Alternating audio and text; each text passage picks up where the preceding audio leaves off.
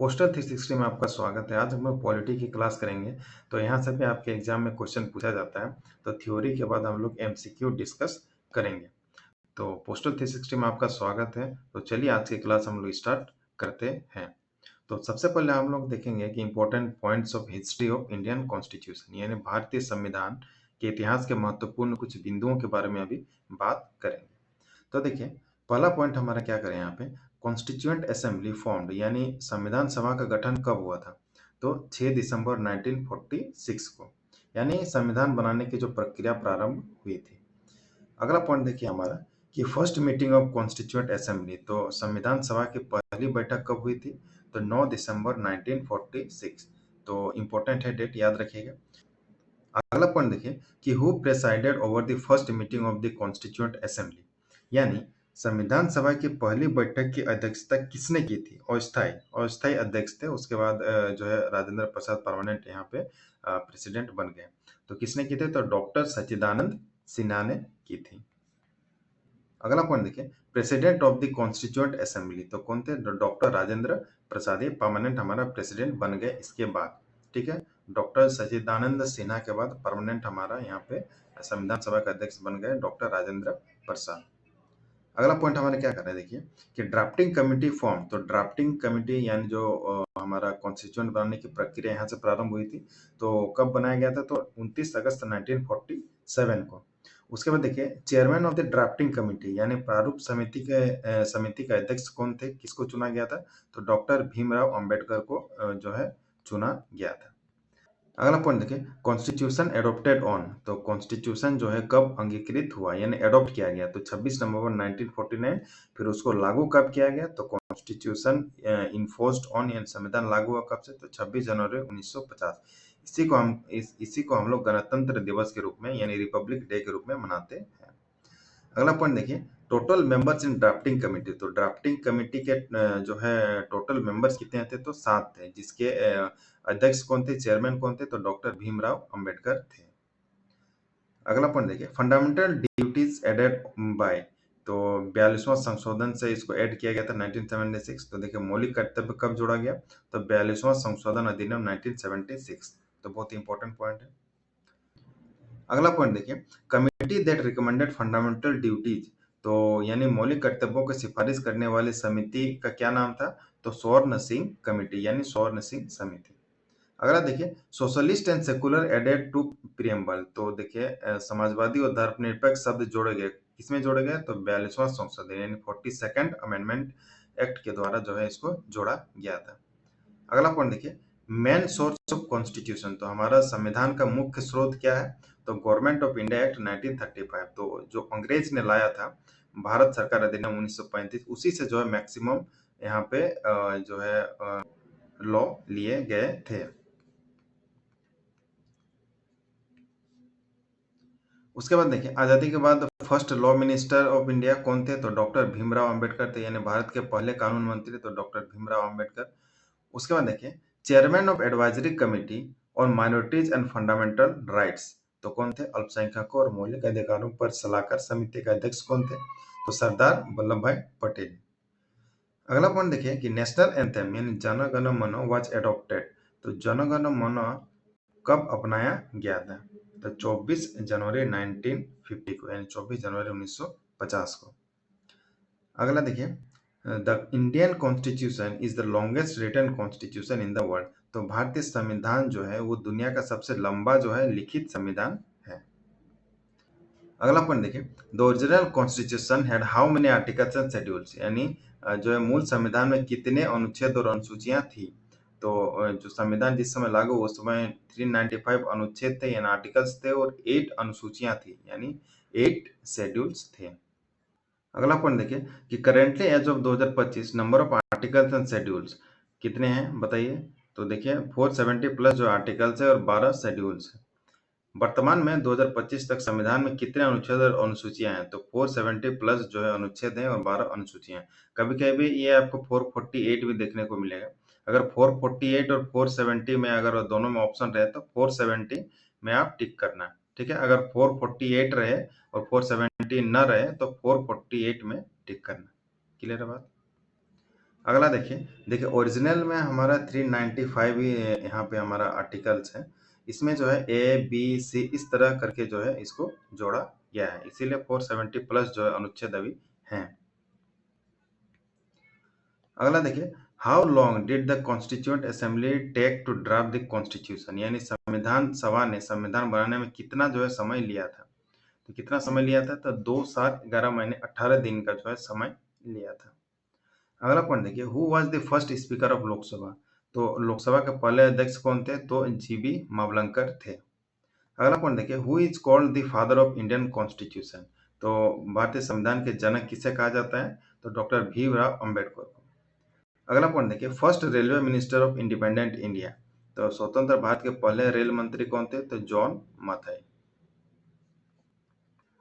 आगे हम लोग बात करेंगे schedules of the Indian constitution, यानी भारतीय संविधान की अनुसूचियों के बारे में अभी हम बात करेंगे। तो टोटल कितने शेड्यूल हैं, तो टोटल हमारे यहाँ पे देखिए टोटल हमारे यहाँ पे 12 शेड्यूल्स हैं, तो इसको भी याद रखिएगा। टोटल हमारी जो है 12 अनुसूचियां हैं। आपकी तैयारी कैसी है, यह आपको मॉक टेस्ट से ही पता चलेगा। जब आप घर में मॉक लगाओगे तभी आपको पता चलेगा कि आपकी तैयारी कैसी है। तो मॉक लगाना बहुत जरूरी है, बिना मॉक टेस्ट के आप कोई भी एग्जाम क्रैक नहीं कर पाओगे। तो मॉक टेस्ट एग्जाम के लिए बहुत जरूरी है। आपने देखा होगा कोई अच्छी तैयारी करके एग्जाम में जाता है, लेकिन उसने अगर मॉक नहीं दिया है तो एग्जाम नहीं क्रैक कर सकता है। चाहे आप जिस किसी भी एग्जाम की तैयारी कर रहे हो, बिना मॉक के आप जो है एज नहीं दे सकते अपने प्रिपरेशन में। तो मॉक टेस्ट लगाना जो है बहुत जरूरी है, खास करके जो जब इतना कंपटीशन हमारा मार्केट में बढ़ गया है। तो इसीलिए हमने लॉन्च किया है मॉक टेस्ट। एमटीएस और पोस्टमैन के लिए ही है अभी सिर्फ, जो 50 प्लस मॉक जो है इसमें आपको मिलेगा, जिसमें फुल लेंथ मॉक टेस्ट मिलेगा आपको टोटल 15। इसमें जीके भी रहेगा, इसमें मैथ्स भी रहेगा और डिपार्टमेंटल रहेगा। उसके बाद सेक्शनल टेस्ट जो आपको दिया जाएगा डिपार्टमेंटल टॉपिक वाइज, तो इसमें 15 से ज़्यादा जो है डिपार्टमेंटल आपको इसमें टेस्ट दिया जाएगा। उसके बाद जीके का मॉक भी आपको दिया जाएगा, 10 इसमें टोटल टेस्ट दिया जाएगा। देखिए इसमें 50 क्वेश्चन रहेगा हर सेट में, तो लगभग आपका 500 क्वेश्चन का यहाँ पे प्रैक्टिस आपका हो जाएगा। उसके बाद मैथ्स के लिए भी आपको मॉक टेस्ट दिया जाएगा, टोटल 10 रहेगा। इसमें एक सेट में आपको एक मॉक में आपको 20 जो है आपको क्वेश्चन मिलेगा। अगर आप परचेज करना चाहते हैं तो हम हमें इस नंबर पर व्हाट्सएप कर सकते हैं। अगर इतना मॉक टेस्ट आप लगा के जाओगे और प्रॉपर इसका जो है डिस्कशन करके जाओगे तो आपको सिलेक्शन से कोई नहीं रोक सकता है। तो पहला शेड्यूल यानी पहली अनुसूची हमारे यहाँ पे क्या करने के, names of the states and union territories, उसके बाद देयर अल्टरेशंस, उसके बाद फॉर्मेशन एंड टेरिटरीज। देखिए राज्यों और केंद्र शासित प्रदेशों के नाम है, उनकी सीमाओं के बारे में है, निर्माण के बारे में है सीमाओं के, और परिवर्तन से संबंधित जो है फर्स्ट शेड्यूल में दिया हुआ है। उसके बाद देखिए हमारा सेकेंड शेड्यूल में क्या दिया हुआ है, यानी दूसरी अनुसूची में, तो इसमें सैलरीज के बारे में दिया हुआ, अलाउंसेस के बारे में and privileges of the key official जैसे प्रेसिडेंट, गवर्नर, उसके बाद जजेस के बारे में यहाँ पे दिया हुआ है, यानी राष्ट्रपति, राज्यपाल, न्यायाधीश आदि के वेतन के बारे में दिया हुआ, भत्ते और विशेषाधिकार के बारे में जो सेकेंड शेड्यूल में दिया हुआ है। तो बहुत इंपॉर्टेंट, याद रखिएगा 12 शेड्यूल को। उसके बाद देखिए थर्ड शेड्यूल में क्या दिया हुआ, यानी तीसरी अनुसूची में, forms of oaths and affirmations of union and state officials including legislatures और जजेस। देखिए केंद्रीय व राज्य अधिकारियों के लिए शपथ और प्रतिज्ञा के रूप में प्रतिज्ञा के प्रारूप के बारे में इसमें दिया हुआ है, यानी इसमें ओथ के बारे में जो है मेनली थर्ड शेड्यूल में दिया हुआ है। इसमें सैलरीज के बारे में दिया हुआ है, इसमें ओथ के बारे में दिया हुआ। अगला देखिए, अगला हमारा फोर्थ शेड्यूल एंड चौथी अनुसूची। तो देखिए इसमें allocation of seats in Rajya Sabha, council of states, तो राज्यसभा को हम लोग काउंसिल ऑफ स्टेट्स भी कहते हैं, फॉर ईच स्टेट और यूटीज। यानी देखिए राज्यसभा में राज्यों और केंद्र शासित प्रदेशों की सीटों का आवंटन जो है उसके बारे में फोर्थ शेड्यूल में दिया हुआ है। यानी इसमें सीट इन द राज्यसभा के बारे में इसमें दिया हुआ है कि कितने राज्यों से जो है कितनी सीटें हो सकती है, तो उसके बारे में जो है फोर्थ शेड्यूल में दिया हुआ है। अगला देखिए, अगला हमारा फिफ्थ शेड्यूल यानी पांचवी अनुसूची। तो देखिए इसमें provisions regarding administration and control of scheduled area and scheduled tribes. तो देखिए इसमें इस अनुसूची में देखिए अनुसूचित क्षेत्रों और अनुसूचित जनजातियों के प्रशासन संबंधी जो है प्रावधान है, यानी एसटी एससी के इलाकों में जो है यहाँ पे प्रशासन संबंधी जो है यहाँ पे नियम और कानून इसमें 5th शेड्यूल में दिया हुआ है, प्रोविजन दिया हुआ है। अगला देखिए, अगला हमारा 6th शेड्यूल यानी 6ठी अनुसूची। तो देखिए इसमें administration of tribal areas in Assam, Meghalaya, Tripura and Mizoram. तो देखिए स्पेशली इसमें असम, मेघालय, त्रिपुरा और मिजोरम के जनजातीय क्षेत्रों के प्रशासन के बारे में इसमें दिया हुआ है, यानी एडमिनिस्ट्रेशन के बारे में इसमें दिया हुआ है। अगला देखिए, अगला हमारा 7th शेड्यूल यानी 7वीं अनुसूची। इसमें देखिए डिविजन्स ऑफ पावर्स, यानी देखिए union list, state list and concurrent list के बारे में इस अनुसूची में 7th शेड्यूल में दिया हुआ है, यानी सरकार के विषय सूची जैसे संघ सूची, राज्य सूची और समवर्ती सूची के बारे में इसमें दिया हुआ है। संघ सूची यानी जिसमें केंद्र सरकारी कानून बना सकती है, कुछ जैसे प्रोविजंस है जिसमें केंद्र सरकारी कानून बना सकती है। कुछ ऐसे लिस्ट हैं जिसमें कि राज्य सूची कहते हैं उसको, यानी स्टेट लिस्ट जिसमें कि राज्य सरकारी कानून बना सकते हो। समवर्ती सूची यानी स्टेट और आपका सेंट्रल दोनों जो है कानून बना सकते हैं। अगला देखिए, अगला हमारा 8th शेड्यूल यानी 8वीं अनुसूची। तो देखिए इसमें list of the 22 official language recognised by the constitution, यानी संविधान द्वारा मान्यता प्राप्त 22 भाषाओं की इसमें सूची है। तो टोटल 22 हमारा जो है रिकॉग्नाइज्ड ऑफिशियल लैंग्वेज है, कॉन्स्टिट्यूशन में लिखा हुआ है।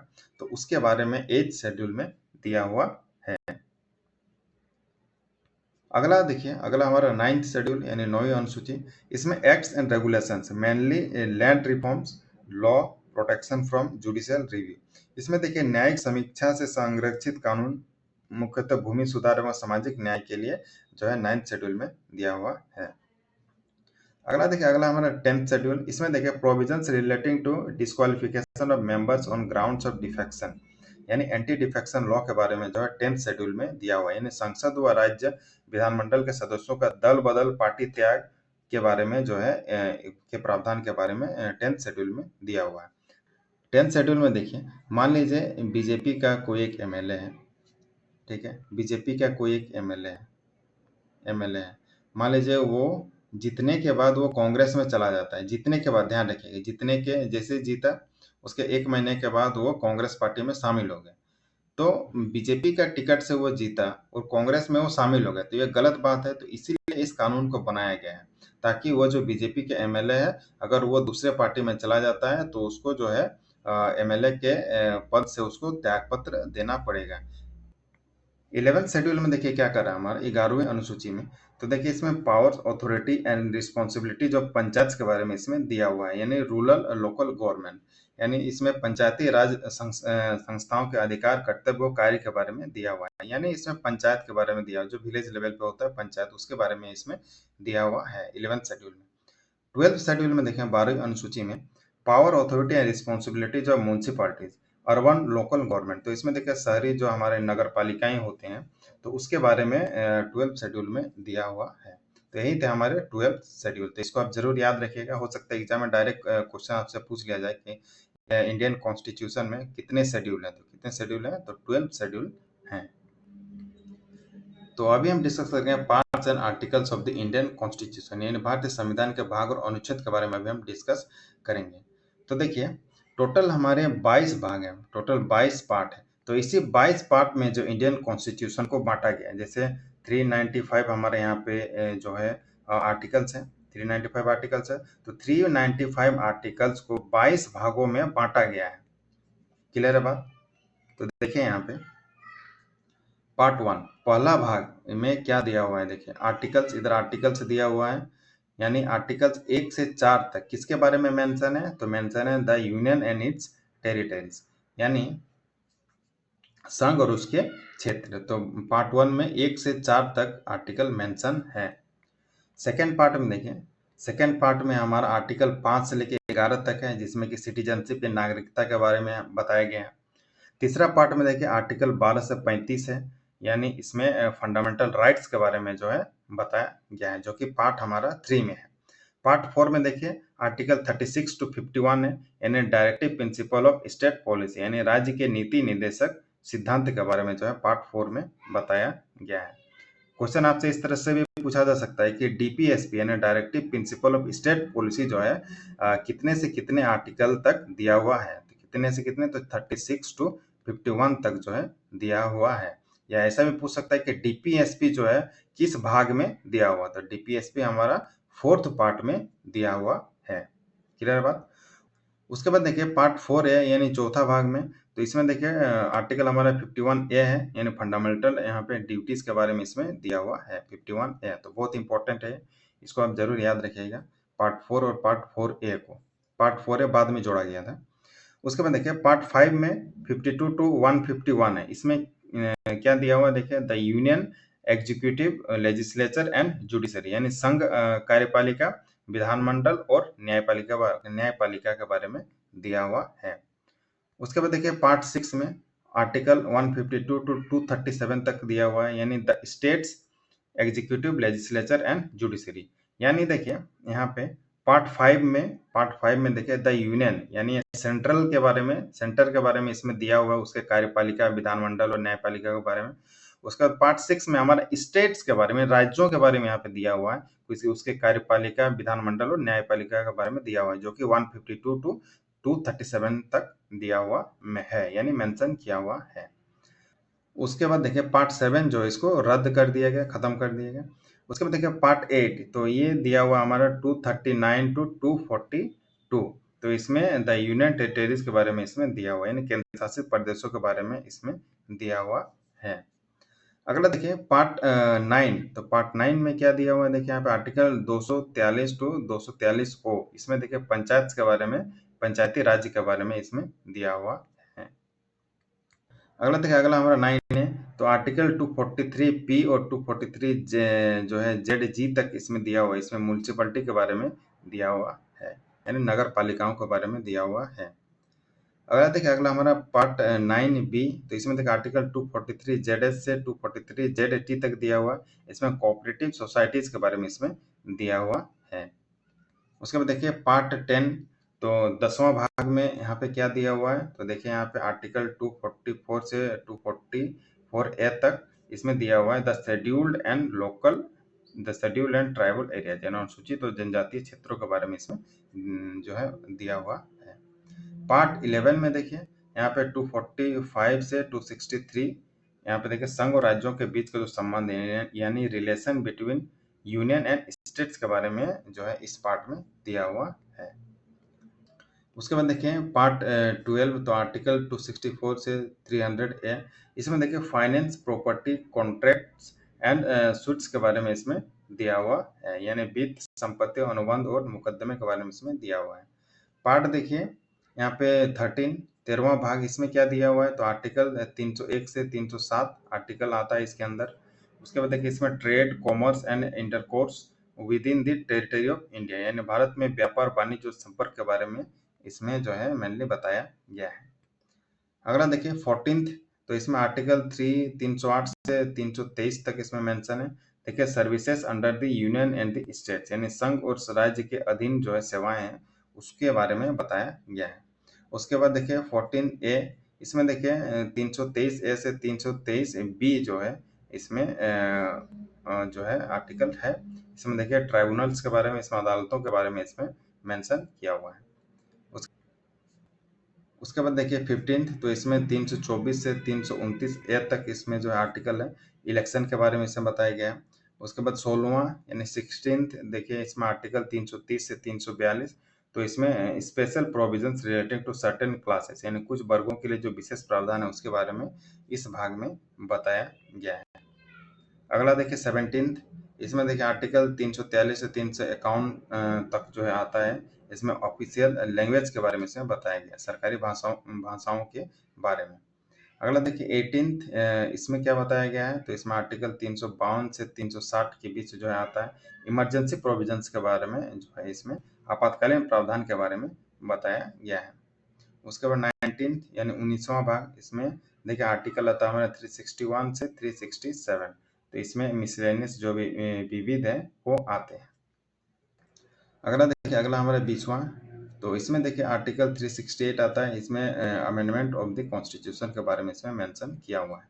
अगला देखिए अगला हमारा 21वां भाग, इसमें देखिए आर्टिकल 369 से 392 आता है, इसमें देखिए इसमें टेम्पररी ट्रांजिशनल, उसके बाद एंड स्पेशल प्रोविजन के बारे में इसमें बताया गया। अस्थायी, संक्रमणकालीन और विशेष प्रावधान इसमें है। अगला देखिए, अगला हमारा 22वां भाग जो लास्ट है हमारा, तो 393 से 395 आर्टिकल तक इसमें जो है इसमें देखिए short title, commencement, authoritative text in Hindi and repeals, यानी संक्षिप्त शीर्षक, प्रारंभ, हिंदी और अधिकृत पाठ और निरसन के बारे में इसमें मेंशन है। तो टोटल हमारा 25 जो है पार्ट्स हैं, इसको भी याद रखिएगा। ओरिजिनली 22 है, लेकिन बाद में अमेंडमेंट करके जो है जोड़ा गया था। तो यहाँ पे देखिए, ये हमारा टोटल 22 है। उसके बाद देखिए यहाँ पे किसको किसको ऐड किया गया। इसको ऐड किया गया 23 हो गया हमारा, 14A। उसके बाद देखिए यहाँ पे देखिए 9वां भाग 9A जोड़ा गया, फिर 9B जोड़ा गया, यानी यहाँ पे 25 हो गया हमारा, 25 हो गया। उसके बाद यहाँ पे देखिए यहाँ पे एक ऐड किया गया 4A, तो हमारा 26 हो गया। उसके बाद यहाँ पे देखिए इसको जो है रद्द कर दिया गया, जो पार्ट 7 था इसको रद्द कर दिया गया, तो हमारा ओरिजिनली 25 हमारा बचा है यहाँ पे। तो 25 अभी पार्ट्स है, बट ओरिजिनली अभी भी 22 पार्ट्स ही हैं, बाकी को जो है ऐड किया गया A B करके। क्लियर है बात? तो चलिए हम लोग आगे बढ़ते हैं क्लास में। MCQ हम लोग इसके बाद डिस्कस करेंगे।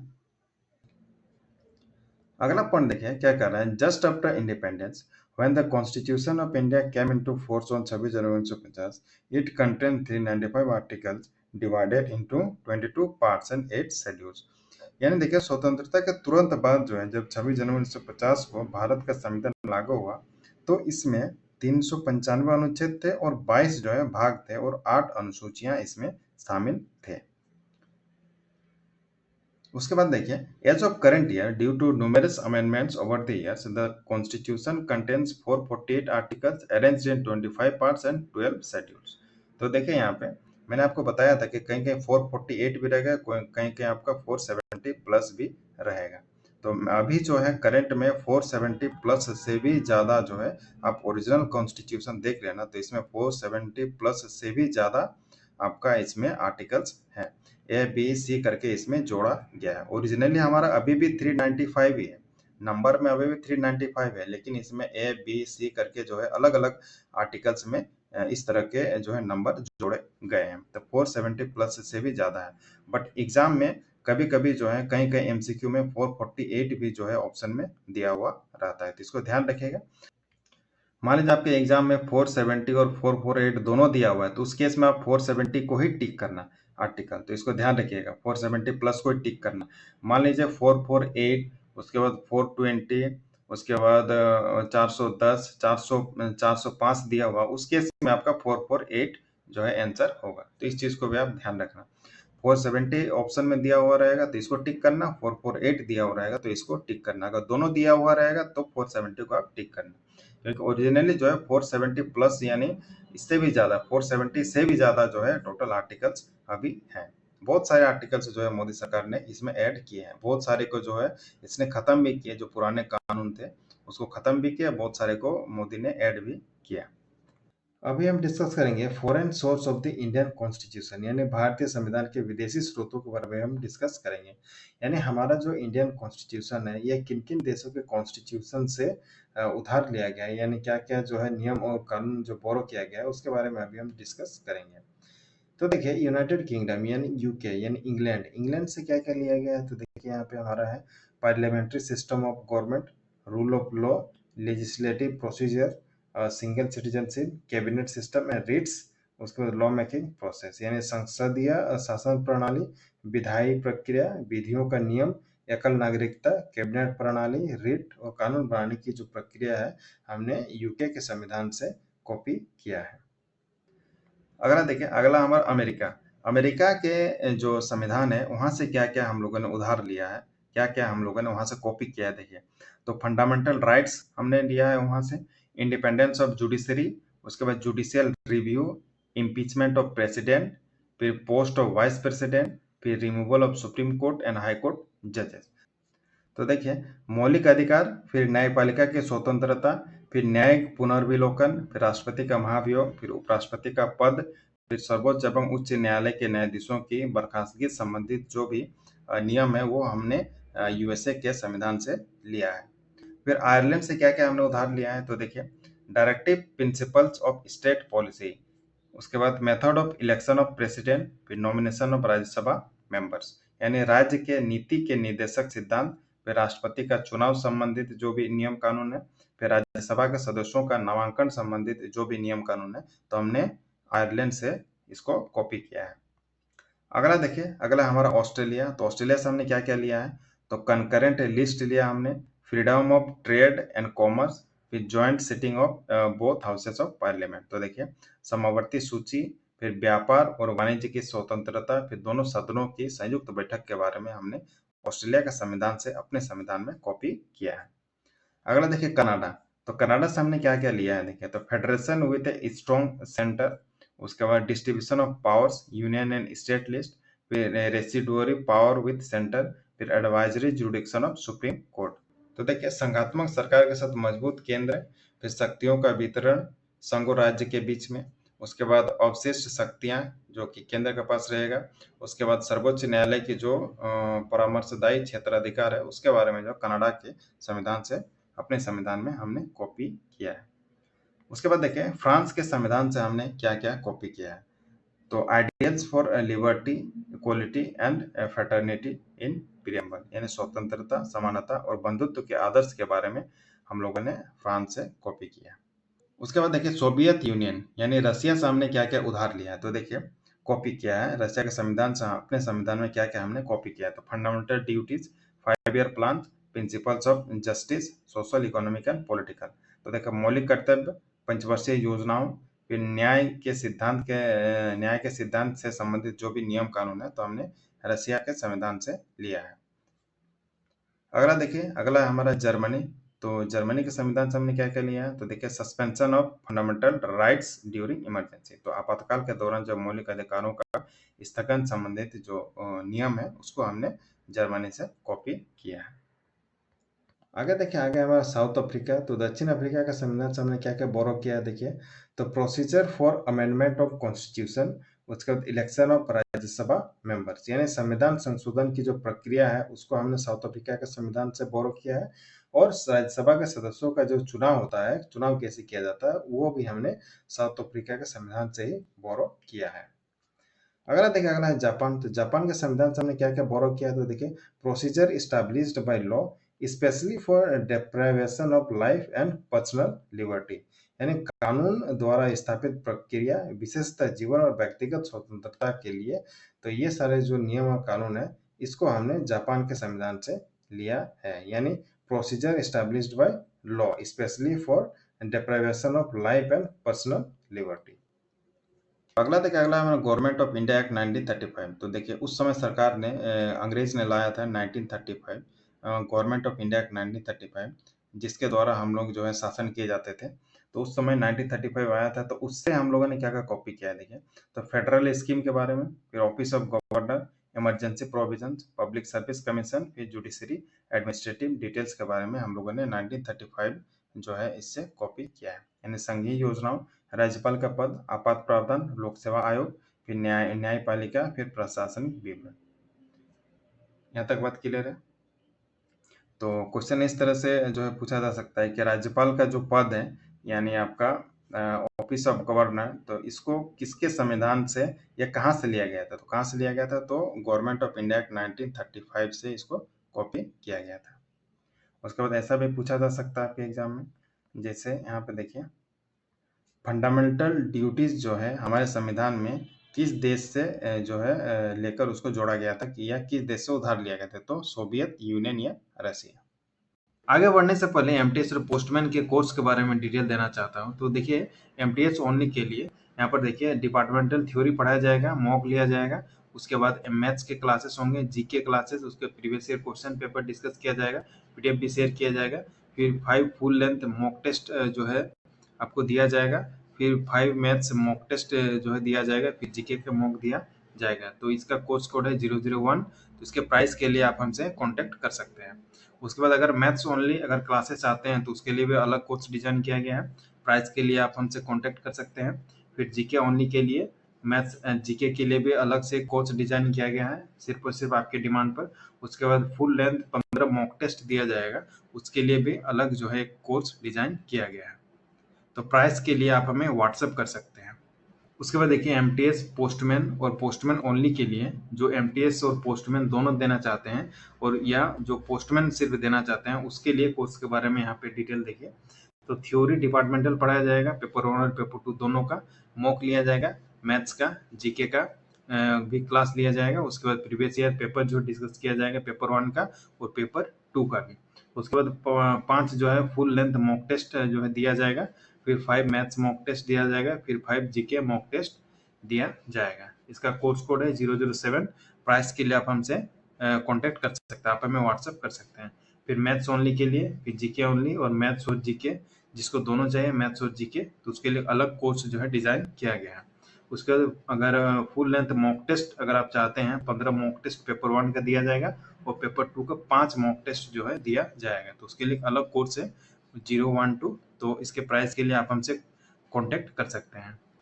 प्राइस और डेमो के लिए आप हमें इस नंबर पर व्हाट्सएप कर सकते हैं। आप हमें व्हाट्सएप में हाई लिख के मैसेज करिए और हेलो लिख के मैसेज करिए। उसके बाद देखिए अगर लैंग्वेज के बारे में बात करें तो पीडीएफ जो हिंदी और इंग्लिश में दिया जाएगा आपको। उसके बाद देखिए ऑडियो कन्वर्सेशन जो है आपको दिया जाएगा, 2 पर्सन रहेंगे, पर्सन 1 और पर्सन 2, यानी 2 आदमी रहेंगे। उसके बाद 2 आदमी जो है एक क्लोज को डिस्कस करेंगे। एक क्लोज है, मान लीजिए पोस्ट ऑफिस गाइड पार्ट 1 का क्लोज 1, ठीक है, क्लोज 1। तो क्लोज 1 को जो है 2 आदमी डिस्कस करेंगे आपस में, हिंदी में डिस्कस करेंगे, इंग्लिश में भी करेंगे, बंगाली में भी करेंगे, उड़िया में भी करेंगे, या पंजाबी में भी कर सकते हैं। अगर आप हम पंजाबी में कंफर्टेबल, जिस भी लैंग्वेज में आप कंफर्टेबल हो आप हमें बताना, तो उसी में आपको ऑडियो कन्वर्सेशन जो है दिया जाएगा। उसके बाद वैलिडिटी जो है कोर्स की रहेगी 2 साल। उसके बाद न्यू बैच जो है 1 जून से स्टार्ट हो चुका है। तो आप हमें व्हाट्सअप कर सकते हैं, आप हमें व्हाट्सअप में हाई लिख के मैसेज करिए कोर्स डिटेल के लिए। तो अगर पीए एग्जाम के लिए, पोस्टल असिस्टेंट के लिए अगर मैथ्स जीके या मैथ्स और जीके के लिए तैयारी करना चाहते हैं, तो आप हमें इस नंबर पर व्हाट्सअप कर सकते हैं प्राइस डिटेल के लिए। तो चलिए हम अभी क्लास में आगे बढ़ते हैं। आगे हम लोग बात करेंगे प्रेसिडेंट ऑफ इंडिया, यानी भारत के राष्ट्रपति के बारे में अभी हम बात करेंगे। तो देखिए कॉन्स्टिट्यूशनल हेड होता है ये हमारा राष्ट्रपति, यानी the president is the constitutional head of India and supreme commander of the armed forces. तो देखिए भारतीय राष्ट्रपति जो है भारत के संवैधानिक प्रमुख होते हैं और सशस्त्र बलों के सर्वोच्च जो है कमांडर होते हैं। ये हमारा प्रथम नागरिक कहलाते हैं। तो the president is known as the first citizen of India, यानी राष्ट्रपति भारत के प्रथम नागरिक जो है कहलाते हैं। उसके बाद देखिए इलेक्शन प्रोसेस क्या है हमारा राष्ट्रपति का। तो elected by electoral college consisting of elected MPs and MLA. तो देखिए राष्ट्रपति का चुनाव डायरेक्ट चुनाव नहीं होता है, जैसे नरेंद्र मोदी जैसे बीजेपी, तो बीजेपी से जैसे नरेंद्र मोदी को चुना गया, नरेंद्र मोदी को जैसे चुना गया, तो नरेंद्र मोदी को हम लोगों ने, पब्लिक ने नरेंद्र मोदी को चुना। बट जो राष्ट्रपति होते हैं उसको कौन चुनते हैं, तो देखिए राष्ट्रपति जो प्रेसिडेंट होते हैं उसको चुनते हैं हमारे जो स्टेट के विधायक होते हैं, जो हमारे एमएलएस होते हैं। उसके बाद हमारे जो एमपीज होते हैं, जो हमारे राज्यसभा और लोकसभा के जो एमपीज होते हैं, तो दोनों मिल के जो है प्रेसिडेंट को चुनते हैं। हम लोग जो है पब्लिक चुनती है एमएलए और एमपीज को, फिर एमएलए और एमपीज जो है प्रेसिडेंट को चुनते हैं। तो डायरेक्ट पब्लिक जो है राष्ट्रपति को नहीं चुनती है, एमएलए और एमपी जो है चुनते हैं प्रेसिडेंट को, इसको याद रखिएगा। उसके बाद देखिए अगर सर्विस टेन्योर के बारे में बात करेंगे तो 5 साल जो है इनका टेन्योर होता है। एलिजिबल फॉर री इलेक्शन, तो पुनर्निर्वाचन के लिए भी जो है ये पात्र होते हैं। अगला देखिए एलिजिबिलिटी यानी पात्रता क्या है। तो देखिए सिटीजन ऑफ इंडिया होना चाहिए, यानी भारत का नागरिक होना चाहिए। मिनिमम एज जो है 35 ईयर्स होना चाहिए, तो बहुत इंपॉर्टेंट है। तो राष्ट्रपति के चुनाव लड़ने के लिए कम से कम जो है 35 ईयर्स होना चाहिए और लोकसभा का सदस्य बनने के योग्य होना चाहिए, यानी मेंबर ऑफ पार्लियामेंट जो है बनने का अधिकार होना चाहिए, मेंबर ऑफ लोकसभा। ठीक है, तो लोकसभा का मेंबर बनने के लिए जो हमारे यहाँ पे क्वालिफिकेशन है उसको अगर फुलफिल करता है और मिनिमम एज 35 साल है, तो ही जो है आप राष्ट्रपति का चुनाव लड़ सकते हैं। अगला देखिए आवास, तो आवास इनका सबको पता है कि नई दिल्ली में है। अगला देखिए ओथ, इनको शपथ कौन दिलाते हैं। तो देखिए The oath of the president is administered by the Chief Justice of India and in his absence the senior most judge of the Supreme Court.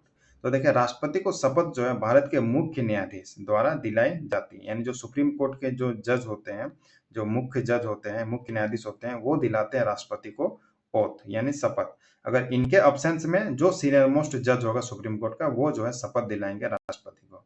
तो इस चीज का भी आप ध्यान रखिएगा। अगला देखिए एग्जीक्यूटिव पावर यानी कार्यकारी जो शक्तियां हैं, तो अपॉइंट्स प्राइम मिनिस्टर, तो प्राइम मिनिस्टर को अपॉइंट करते हैं ये, फिर कैबिनेट मिनिस्टर्स को अपॉइंट करते हैं, फिर गवर्नर को अपॉइंट करते हैं, और अदर की officials on the advice of the council of ministers. ठीक है, तो काउंसिल ऑफ मिनिस्टर्स के आदेश पर अन्य जो भी मुख्य पद होते हैं उनको जो है राष्ट्रपति नियुक्त करते हैं, उन पदों पर जो है व्यक्तियों को नियुक्त करते हैं। अगला देखिए, अगला हमारा लेजिस्लेटिव पावर यानी विधायिका शक्ति। तो देखिए summons, prorogues and can dissolve parliament, gives assent to bills, can return bills for reconsideration. यानी देखिए विधायिका शक्तियों के बारे में अगर बात करें तो संसद की बैठक बुलाना, तो संसद की बैठक बुलाते हैं, स्थगन का जो है इनके पास पावर रहता है, संसद भंग करने का पावर रहता है, फिर विधेयकों को मंजूरी देना, यानी जो भी कानून बन के इनके पास आता है फाइनल सिग्नेचर के लिए, तो उसको मंजूरी देना या पुनर्विचार के लिए लौटाना जो है इनका मेन जो है लेजिस्लेटिव पावर है। उसके बाद फाइनेंशियल पावर के बारे में अगर हम बात करें तो देखिए यहाँ पे फाइनेंशियल पावर के बारे में अगर बात करें तो देखिए money bills can not be introduced without the president's recommendation. यानी जो भी मनी बिल क्या होता है, मनी बिल जो भी हमारा पैसों से संबंधित जो भी बिल्स होते हैं, तो उसको राष्ट्रपति के सिफारिश के बिना जो है पेश नहीं किया जा सकता है। तो ये जो है फाइनेंशियल पावर है हमारे राष्ट्रपति के पास। उसके बाद देखिए जुडिशियल पावर के बारे में अगर बात करें तो कैन ग्रांट पार्डन्स, उसके बाद रेप्राइव्स, रेस्पाइट्स एंड रेमिशंस ऑफ पनिशमेंट और कम्यूट सेंटेंसेस। यानी देखिए क्षमा, माफी, सजा में कमी या स्थगन की शक्तियां, सजा घटाने का अधिकार, तो ये जो है जुडिशियल पावर है राष्ट्रपति के पास। अगर मान लीजिए किसी को फांसी हुआ है तो उसको जो है राष्ट्रपति माफ कर सकते हैं। अगला देखिए इमरजेंसी पावर के बारे में अगर बात करें तो can declare national, state and financial emergencies under article 352, 356 and 360 with parliamentary approval. तो देखिए आपातकालीन शक्तियां भी हमारे राष्ट्रपति के पास है। देखिए अनुच्छेद 352 के तहत जो हमारे यहाँ पे है नेशनल, यहाँ पे नेशनल इमरजेंसी है, फिर 356 में स्टेट इमरजेंसी है, फिर 360 में फाइनेंशियल इमरजेंसी है। ठीक है, तो ये पावर जो है इमरजेंसी पावर हमारे राष्ट्रपति के पास है। उसके बाद देखिए नॉमिनेशन पावर भी होता है राष्ट्रपति के पास, तो नॉमिनेट कर सकते हैं 12 मेंबर्स टू राज्यसभा। यानी previously nomination of 2 Anglo Indians members to Lok Sabha ceased by 104 amendment 2020। यानी नामांकन शक्तियां भी राष्ट्रपति के पास है। राज्यसभा में 12 सदस्यों को जो है नामांकन कर सकते हैं। लोकसभा में पहले 2 एंग्लो इंडियन को नामांकन कर सकते थे, लेकिन उसको जो है समाप्त कर दिया गया 2020 में। देखिए हमारा एक होता है राज्यसभा, एक होता है हमारा लोकसभा। राज्यसभा में क्या होता है, यहाँ पर देखिए, यहाँ पर एमएलएस द्वारा जो है एमपीज को चुन के भेजा जाता है, लेकिन लोकसभा में जनता द्वारा जो एमपीज को चुन के भेजा जाता है, जनता द्वारा लोकसभा में। तो राज्यसभा में जो है राष्ट्रपति 12% को जो है एमपी चुन के भेज सकते हैं। ये राष्ट्रपति के पास पावर होता है। पहले लोकसभा में भी 2 जो एंग्लो इंडियन को भेज सकते थे, लेकिन उसको जो है 2020 में इसको खत्म कर दिया गया। तो इस चीज को भी ध्यान रखिएगा। अगला देखिए, अगला हमारा ऑर्डिनेंस पावर। तो can promulgate ordinances when parliament is not in session, article 123। तो देखिए राष्ट्रपति जो अध्यादेश जारी कर सकते हैं जब संसद सत्र जब न चल रहा हो और किसी इमरजेंसी कानून को लागू करना है, तो उस केस में राष्ट्रपति जो है उसको मंजूरी देकर उस कानून को लागू किया जा सकता है। तो अनुच्छेद 123 के तहत जो है राष्ट्रपति के पास ऑर्डिनेंस का पावर है, तो इसको भी याद रखिएगा। अगला देखिए इंटरनेशनल रोल। तो देखिए रिप्रेजेंट्स करता है इंडिया को इंटरनेशनल एंड अपॉइंट्स एम्बेसडर। तो जो भी एम्बेसडर होते हैं, राजदूत होते हैं, तो उसको भी जो है राष्ट्रपति नियुक्त करते हैं और भारत का प्रतिनिधित्व भी करते हैं राष्ट्रपति। डिस्क्रेशनरी पावर, यानी देखिए has discretionary powers in certain situations, examples appointment of PM when no party has a clear majority. तो देखिए विवेकाधिकार का भी जो शक्तियां हैं हमारे राष्ट्रपति के पास, कुछ परिस्थितियों में जैसे किसी दल के पास स्पष्ट बहुमत ना हो तो प्रधानमंत्री नियुक्त करना जो है ये भी यहाँ राष्ट्रपति का पावर है। अगला देखिए रिमूवल, राष्ट्रपति को कैसे हटाया जा सकता है। तो रिमूवल ओनली बाय इम्पीचमेंट, तो सिर्फ और सिर्फ जो है इम्पीचमेंट यानी महाभियोग द्वारा ही जो है इनको हटाया जा सकता है। एक बहुत लंबा प्रोसेस है। Can not resign directly to parliament, resigns to vice president, तो राष्ट्रपति जो है पार्लियामेंट को जो इस्तीफा नहीं सौंपेंगे, इस्तीफा किसको देंगे, तो इस्तीफा अपना जो सौंपेंगे वो वाइस प्रेसिडेंट को सौंपेंगे। तो इसको भी याद रखिएगा, राष्ट्रपति अपना जो इस्तीफा है, अपना जो रेजिग्नेशन है, वो हमारा वाइस प्रेसिडेंट को जो है सौंपते हैं।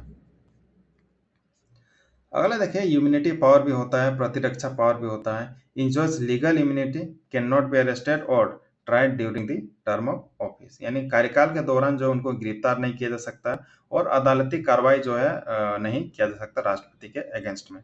तो सेम टू सेम जो है गवर्नर के पास भी पावर रहता है, यानी राज्यपाल के पास भी पावर रहता है, उनको भी जो है अरेस्ट नहीं किया सकता, उसके बाद उनके खिलाफ कोई अदालती कार्रवाई जो है नहीं किया जा सकता है, और राष्ट्रपति के पास भी सेम पावर होता है। अगला देखिए vacancy of office, if the office becomes vacant the vice president acts as president until a new election. मान लीजिए प्रेसिडेंट अभी नहीं है, प्रेसिडेंट का पोस्ट यहाँ पे खाली है, तो उस केस में जो है वाइस प्रेसिडेंट प्रेसिडेंट का काम करेंगे। आगे देखिए, आगे हम लोग बात करेंगे वाइस प्रेसिडेंट ऑफ इंडिया यानी उपराष्ट्रपति के बारे में।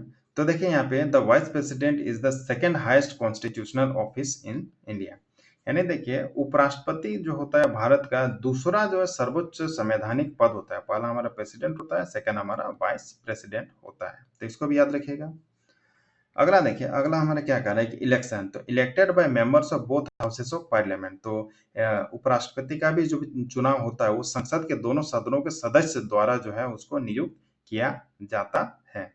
ठीक है, तो पब्लिक द्वारा जो है इनको भी नहीं चुना जाता है, इनको भी चुना जाता है हमारे एमपीज के द्वारा ही, लोकसभा और राज्यसभा के एमपीज द्वारा ही इनको चुना जाता है। इनका भी टर्म जो होता है हमारा 5 साल का होता है और एलिजिबल होता है फॉर री इलेक्शन के लिए, तो पुनः जो है निर्वाचन के लिए भी ये पात्र होते हैं।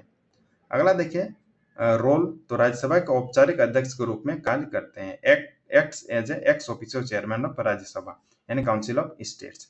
तो देखिए हमारे यहाँ पे जैसे लोकसभा होता है, लोकसभा, तो लोकसभा में हमारा जो सभापति होता है, जो एमपी होता है, एमपीज में से ही जो है एक को चुना जाता है, सभापति बनाया जाता है उनको, यानी चेयरमैन बनाया जाता है। राज्यसभा में क्या होता है, राज्यसभा में यहाँ पे जो उपराष्ट्रपति होते हैं वो सभापति होते हैं राज्यसभा के। तो उपराष्ट्रपति यानी वाइस प्रेसिडेंट का पोस्ट का कोई वेतन नहीं होता है, ठीक है, वेतन होता है राज्यसभा के सभापति का। तो वाइस प्रेसिडेंट जो होता है राज्यसभा के चेयरमैन के रूप में काम करते हैं, तो इसको भी आप याद रखिएगा।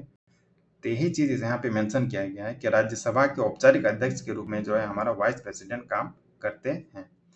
उसके बाद देखिए सक्सेशन यानी उत्तराधिकार, तो देखिए acts as president in case of vacancy, absence और इनएबिलिटी ऑफ द प्रेसिडेंट, यानी राष्ट्रपति का अगर पद खाली हो, अनुपस्थित हो या असमर्थ हो राष्ट्रपति का कार्यभार संभालने के लिए राष्ट्रपति, उस केस में जो है उपराष्ट्रपति राष्ट्रपति का काम करेंगे।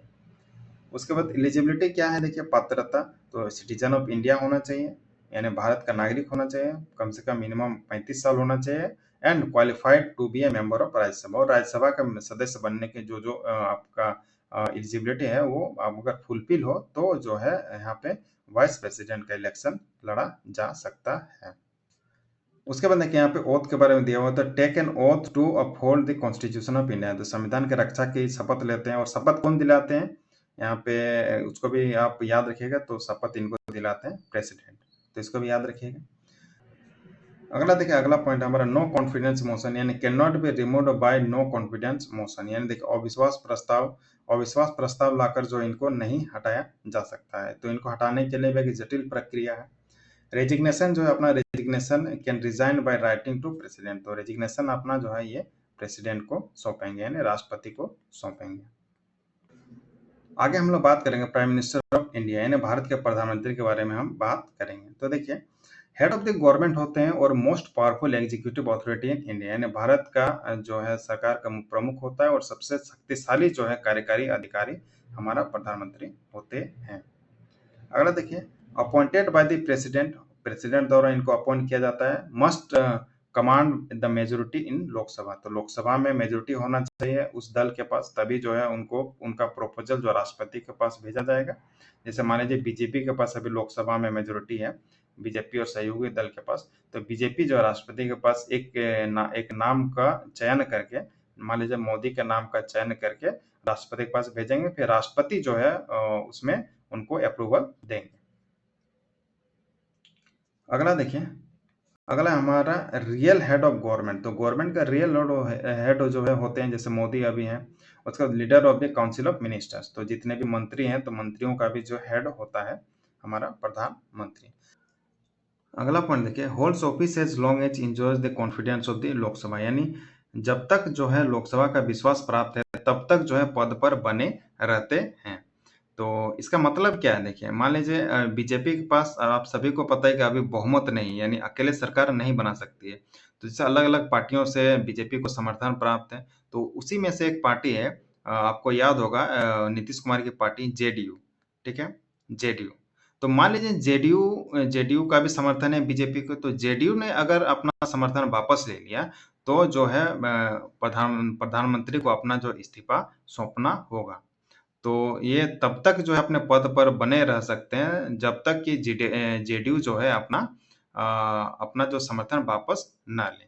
जेडीयू जिस दिन अपना समर्थन वापस ले लिया या दूसरे दलों ने जिस दिन अपना समर्थन वापस ले लिया, उस दिन नरेंद्र मोदी को जो है अपना इस्तीफा देना पड़ेगा, क्योंकि उसके पास जो है मेजोरिटी नहीं होगा। उस केस में जो है प्रधानमंत्री का जो इलेक्शन है फिर से किया जाएगा, यानी एमपीज का इलेक्शन फिर से किया जाएगा, अगर किसी पार्टी ने अगर बीजेपी को समर्थन नहीं दिया तो। अगला देखिए, allocates portfolios, chairs cabinet meetings and ceps national policies, देखिए विभागों का आवंटन करते हैं, फिर कैबिनेट बैठकों की अध्यक्षता करते हैं और राष्ट्रीय नीतियों का भी निर्धारण हमारे प्रधानमंत्री करते हैं। उसके बाद देखिए, इस्तीफा, must resign if loses majority in Lok Sabha, जैसा मैंने अभी बताया कि लोकसभा में अगर बहुमत ना हो तो अपने पद से जो है इस्तीफा देना होगा।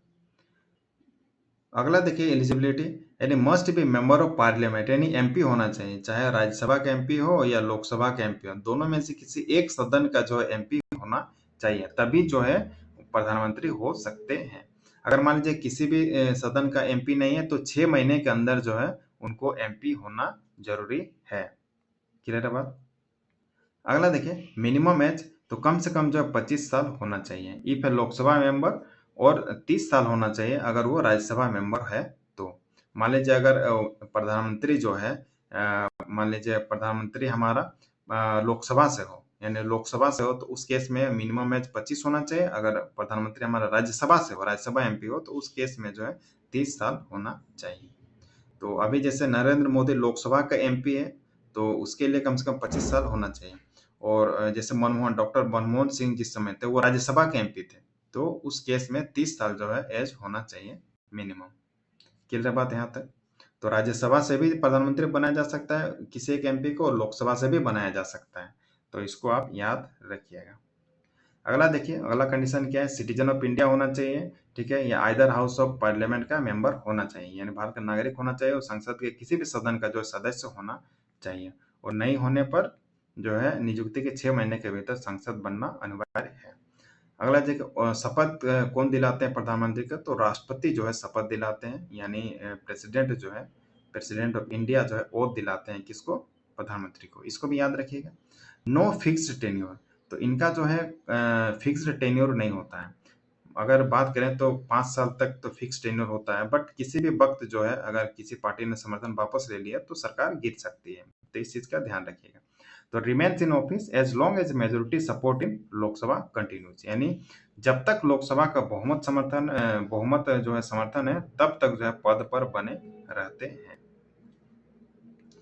आगे हम लोग बात करेंगे लोकसभा और राज्यसभा के बारे में, लोकसभा और राज्यसभा, ठीक है। हमारा 2 सदन होता है, एक हमारा लोकसभा जिसको हम लोग लोअर हाउस बोलते हैं, और एक हमारा होता है राज्यसभा जिसको हम लोग अपर हाउस भी कहते हैं। तो चलिए अब इसके बारे में हम लोग बात करेंगे, तो डिटेल कंपेरिजन यहाँ पे देखेंगे। तो देखिए यहाँ पे टाइप किस प्रकार का सदन है, तो लोकसभा हमारा लोअर हाउस है यानी निचला सदन, और राज्यसभा हमारा अपर हाउस है। उसके बाद रिप्रेजेंटेशन देखिए, तो भारत के लोगों द्वारा जो है चुन के लोकसभा में भेजा जाता है। जबकि राज्यसभा में देखिए भारत के राज्यों और केंद्र शासित प्रदेशों के प्रतिनिधित्व यानी एमएलए द्वारा जो है चुन के राज्यसभा में भेजा जाता है, यानी represents the state and union territories of India. Clear बात। अगला देखिए स्ट्रेंथ, तो मैक्सिमम स्ट्रेंथ 550 होना चाहिए, ठीक है। 530 हमारा स्टेट से और 20 हमारा यूटी से। लेकिन अभी करंट जो है 543 ही मेंबर है हमारा, 530 हमारा स्टेट से है और 13 हमारा यूटी से है। इसको भी आप याद रखिएगा। वर्तमान में हमारा 543 यहाँ पे सांसद है, कहाँ पे, हमारा लोकसभा में। उसके बाद देखिए राज्यसभा में, तो राज्यसभा में टोटल 250 सीट्स हैं। 238 हमारा इलेक्टेड बाय स्टेट असेंबलीज और यूटीज, और 12 हमारा राष्ट्रपति जो नॉमिनेट किए जाते हैं। तो ये मैक्सिमम है। तो मैक्सिमम हमारा 250 हो सकता है राज्यसभा में, बट अभी करंट जो हमारा 245 ही हमारे यहाँ पे सांसद है। तो इसको भी याद रखिएगा। लोकसभा में हमारा 543 है और यहाँ पे हमारा 245 है। अगर मैक्सिमम स्ट्रेंथ तो के बारे में बात करें तो पहले 552 था, जो दो एंग्लो इंडियन जो है राष्ट्रपति द्वारा भेजा जाता तो उसको हटा दिया गया, इसलिए 550 अभी है मैक्सिमम स्ट्रेंथ है। उसके बाद यहाँ पे 250 जो है हमारा मैक्सिमम स्ट्रेंथ है राज्यसभा का। इसको याद रखिएगा। इलेक्शन का मेथड क्या है देखिए, तो डायरेक्ट इलेक्शन होता है हमारा लोकसभा के लिए, लोकसभा के एमपीज के लिए पब्लिक द्वारा, यानी सीधा आम जनता द्वारा जो है चुन के भेजा जाता है। उसके बाद राज्यसभा के केस में क्या होता है देखिए, तो indirect election by elected MLAs, तो एमएलएस द्वारा जो है इसको इनडायरेक्ट इलेक्शन करके भेजा जाता है। उसके बाद देखिए मिनिमम एज यानी न्यूनतम आयु, तो देखिए लोकसभा के एमपीज के लिए 25 साल और राज्यसभा के एमपीज के लिए 30 साल अभी डिस्कस किया था हमने। उसके बाद टर्म कार्यकाल के बारे में, तो देखिए 5 साल होता है, या जब तक कि भंग न हो हमारा संसद तब तक इनका टेन्योर होता है लोकसभा के एमपीज का। उसके बाद यहाँ पे देखिए परमानेंट इनका 6 साल होता है। जो राज्यसभा के जो एमपीज होते हैं उनका टेन्योर जो होता है 6 साल होता है, तो इसको भी याद रखिएगा। और 1/3 मेंबर जो है रिटायर एवरी 2 साल, हर 2 साल में 1/3 जो है मेंबर रिटायर होते हैं, तो इसको भी याद रखिएगा, इंपॉर्टेंट है।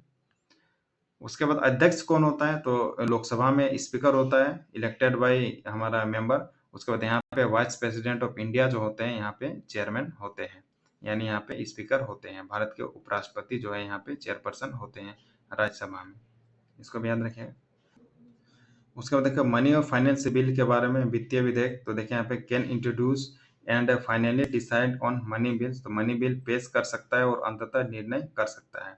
उसके बाद can only make recommendations on money bill, तो मनी बिल पर केवल सिफारिश कर सकता है। मान लीजिए कोई ऐसा बिल है, कोई ऐसा कानून है जो कि मनी से रिलेटेड है, पैसों से संबंधित है, तो जो है डायरेक्ट उसको लोकसभा में ही पेश करना होगा। राज्यसभा उसमें अमेंडमेंट नहीं कर सकता है, राज्यसभा सिर्फ रिकमेंडेशन दे सकता है मनी बिल के केस में। उसके बाद देखिए ऑर्डिनरी बिल, तो अगर ऑर्डिनरी बिल रहा तो हमारा लोकसभा भी और राज्यसभा भी दोनों में उस बिल को इनिशिएट किया जा सकता है।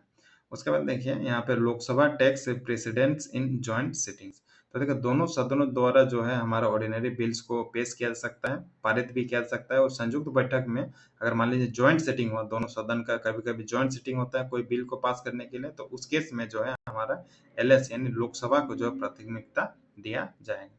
अगला देखिए कंट्रोल ओवर एग्जीक्यूटिव यानी कार्यपालिका पर नियंत्रण, तो ग्रेटर कंट्रोल होता है, ज्यादा कंट्रोल होता है हमारा लोकसभा में। Can pass no confidence motion against the government, तो गवर्नमेंट के अगेंस्ट में जो है लो कॉन्फिडेंस, मान लीजिए किसी गवर्नमेंट के पास मेजोरिटी नहीं है तो उस केस में एक जो है हमारा नो कॉन्फिडेंस मोशन जो है पास किया जा सकता है, यानी अविश्वास प्रस्ताव जो है पारित किया जा सकता है हमारा लोकसभा में। यहाँ पे देखिए limited can not remove government by no confidence motion, तो देखिए यहाँ पे गवर्नमेंट का कोई यहाँ पे डायरेक्ट रोल नहीं होता है। गवर्नमेंट को जो है यहाँ से नो कॉन्फिडेंस मोशन लाकर नहीं हटाया जा सकता है, क्योंकि गवर्नमेंट के जितने सारे एमपीज हैं जो इलेक्टेड एमपीज होते हैं वो हमारा लोकसभा में बैठते हैं, तो इसलिए लोकसभा को जो है प्राथमिकता दिया जाता है। उसके बाद भंग देखिए डिसोल्यूशन, यहाँ पे देखिए can be dissolve by president, तो राष्ट्रपति द्वारा जो भंग किया जा सकता है। जैसे मेजोरिटी खत्म हो जाएगा तो उस केस में मान लीजिए अभी जैसे बीजेपी के पास मेजोरिटी है, तो अगर किसी पार्टी ने अगर समर्थन वापस ले लिया तो उस केस में जो है इसको डिसॉल्व कर दिया जाएगा। Can not B dissolve continuous और परमानेंट बॉडी। तो इसको जो भंग नहीं किया जा सकता है, राज्यसभा को कभी जो है भंग नहीं किया जा सकता, इसको कभी भी भंग किया जा सकता है अगर समर्थन ना हो तो किसी एक पार्टी के पास। अगला देखिए हु कैन बी नॉमिनेटेड। तो देखिए यहाँ पे पहले 2 एंग्लो इंडियन को नॉमिनेट किया जा सकता था लोकसभा में, लेकिन उसको खत्म कर दिया, अभी नहीं किया जा सकता। यहाँ पे 12 सदस्य को जो है राष्ट्रपति द्वारा नॉमिनेट किया जा सकता है।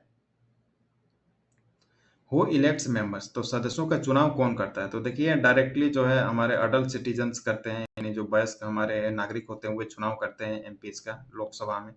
उसके बाद यहाँ पर देखिए, यहाँ पर elected by legislative assemblies of state UTs president nominated 12। तो देखिए राज्यों और केंद्र शासित प्रदेशों की जो विधानसभाओं द्वारा जो निर्वाचित जो एमएलएज होते हैं उनके द्वारा जो इनका चुनाव किया जाता है, यानी जो राज्यसभा के एमपीज होते हैं इनका चुनाव किया जाता है। क्लियर बात। और राष्ट्रपति द्वारा जो है 12 इसमें नॉमिनेट किया जाता है, इसको भी याद रखिएगा। अगला देखिए, अगला हमारा power regarding president vice president. तो राष्ट्रपति उपराष्ट्रपति के संबंध में जो शक्तियां हैं उसके बारे में अभी हम बात करेंगे। तो देखिए participates in their election, impeachment and constitutional amendments. यानी देखिए राष्ट्रपति के चुनाव और उपराष्ट्रपति के चुनाव में भाग लेता है कौन? तो हमारा लोकसभा। क्लियर बात। उसके बाद महाभियोग और संविधान संशोधन में भाग लेता है। मान लीजिए हमारे कॉन्स्टिट्यूशन का अमेंडमेंट करना है तो भी हमारा लोकसभा भाग लेता है, और महाभियोग लाना है तो भी हमारा लोकसभा जो है भाग लेता है। महाभियोग मतलब राष्ट्रपति को हटाने की जो प्रक्रिया होती है उसमें भी लोकसभा जो है इसमें पार्टिसिपेट कर सकता है। उसके बाद देखें participates in the same plus can initiate vice president removal. तो यहाँ पे जितनी सारी चीजें हैं सब में पार्टिसिपेट कर सकता है हमारा राज्यसभा। साथ ही साथ हमारे यहाँ पे वाइस प्रेसिडेंट को हटाने का भी जो है प्रोसेस शुरू कर सकता है। तो इतनी सारी जो यहाँ पे जितनी शक्तियां हैं यहाँ पे लोकसभा के पास, सारी शक्तियां राज्यसभा के पास भी है। एडिशनल एक शक्ति है इसके पास कि ये वाइस प्रेसिडेंट को भी यहाँ पे हटा सकता है, जो कि हमारा लोकसभा के पास नहीं है। तो इसको भी याद रखिएगा, क्योंकि वाइस प्रेसिडेंट ही जो होता है वो हमारा राज्यसभा के सभापति होते हैं।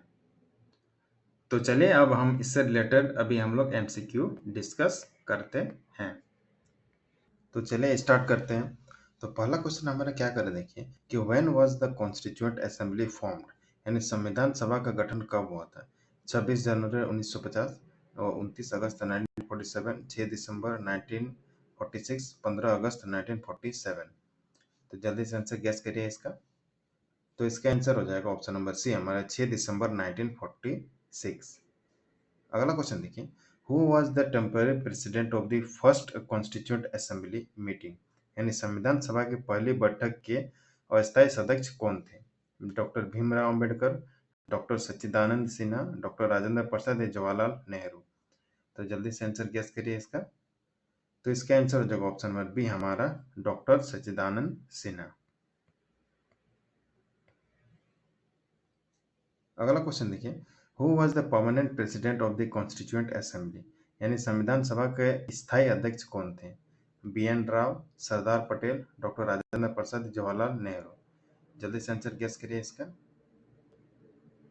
तो इसका आंसर जो ऑप्शन नंबर सी हमारा डॉक्टर राजेंद्र प्रसाद। अगला क्वेश्चन देखिए, when was the drafting committee formed, यानी प्रारूप समिति का गठन कब हुआ था? 29 अगस्त 1947, 6 दिसंबर 1946, 26 नवंबर 1949 या 9 दिसंबर 1946। तो आंसर गेस करिए इसका। तो इसका आंसर हो जाएगा ऑप्शन नंबर ए हमारा 29 अगस्त 1947। अगला क्वेश्चन देखिए, who was the chairman of the drafting committee, यानी प्रारूप समिति के अध्यक्ष कौन थे? जवाहरलाल नेहरू, डॉक्टर भीमराव अंबेडकर, डॉक्टर राजेंद्र प्रसाद या बी.एन. राव। तो आंसर गेस करिए इसका। तो इसका आंसर हो जाएगा ऑप्शन नंबर बी हमारा डॉक्टर बी.आर. अंबेडकर।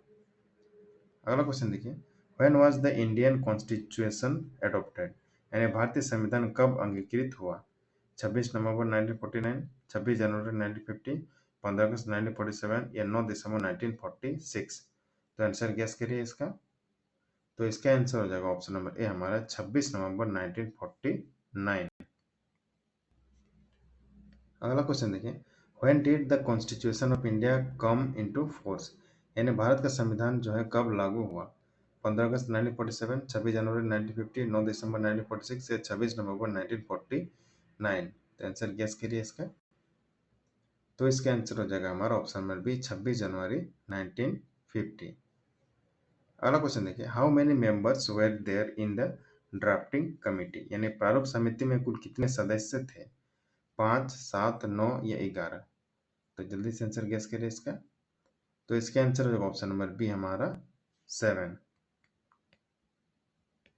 अगला क्वेश्चन देखिए हमारा क्या कर रहा है यहाँ पे, by which amendment were fundamental duties added, यानी मौलिक कर्तव्य को किस संशोधन के द्वारा जो है जोड़ा गया था?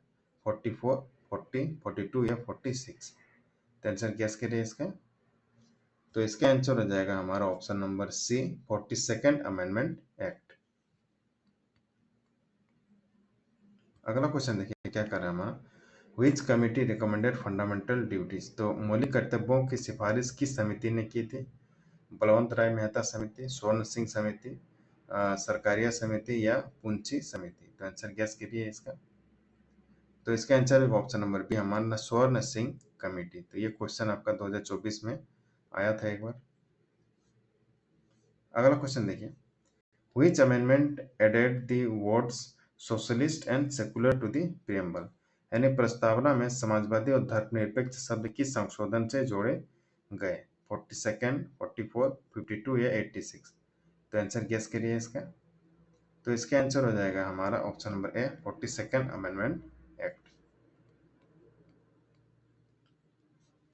अगला क्वेश्चन देखिए, what is the main source of the Indian constitution, यानी भारतीय संविधान का मुख्य स्रोत क्या है?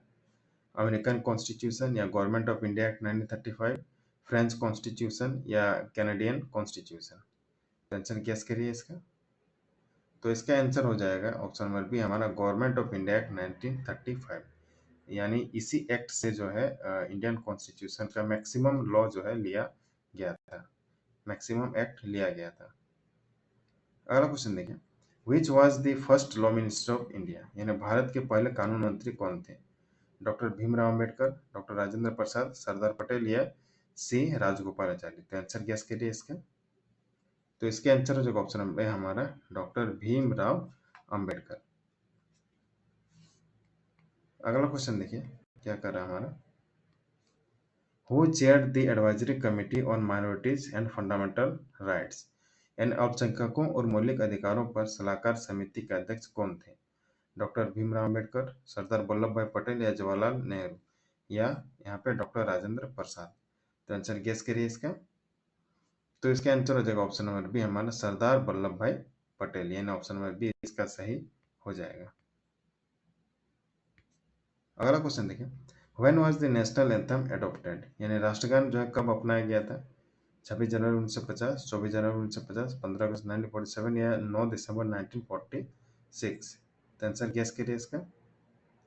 तो इसका आंसर होगा ऑप्शन नंबर बी हमारा 24 जनवरी 1950। अगला क्वेश्चन देखिए क्या कर रहा है हमारा, कि how many articles and schedules did the original constitution have, यानी मूल संविधान में कितने अनुच्छेद और अनुसूचियां थी? तो 395 आर्टिकल्स, 8 शेड्यूल्स, 448 आर्टिकल्स, 12 शेड्यूल्स या 370 आर्टिकल्स, 9 शेड्यूल्स या 400 आर्टिकल्स, 10 शेड्यूल्स? आंसर गेस करिए इसका। तो इसके आंसर ऑप्शन नंबर ए हमारा 395 आर्टिकल्स एंड 8 शेड्यूल्स। अगला क्वेश्चन देखिए क्या करना है, as of 2025 how many articles and schedules are there in the constitution, यानी 2025 तक संविधान में कितने अनुच्छेद और अनुसूचियां हैं? आंसर गेस करिए इसका। 395 articles, 8 schedules, 470 plus articles, 12 schedules या 500 आर्टिकल्स, 10 शेड्यूल्स या 420 आर्टिकल्स, 11 शेड्यूल्स? आंसर गेस करिए इसका। तो सबसे जो सुटेबल आंसर होगा इसका ऑप्शन नंबर बी हो जाएगा यहाँ पे 470 आर्टिकल्स एंड 12 शेड्यूल्स। अगला क्वेश्चन देखिए क्या कर रहा है हमारा, how much time did the constituent assembly take to draft the constitution, यानी संविधान सभा ने संविधान तैयार करने में कितना समय जो है लिया था? 1 साल 11 महीने, 2 साल 11 महीने 18 दिन या 3 साल 6 महीने या 4 वर्ष? आंसर गेस करिए इसका। तो इसके आंसर का ऑप्शन नंबर बी हमारा यहाँ पे 2 साल 11 महीने और 18 दिन।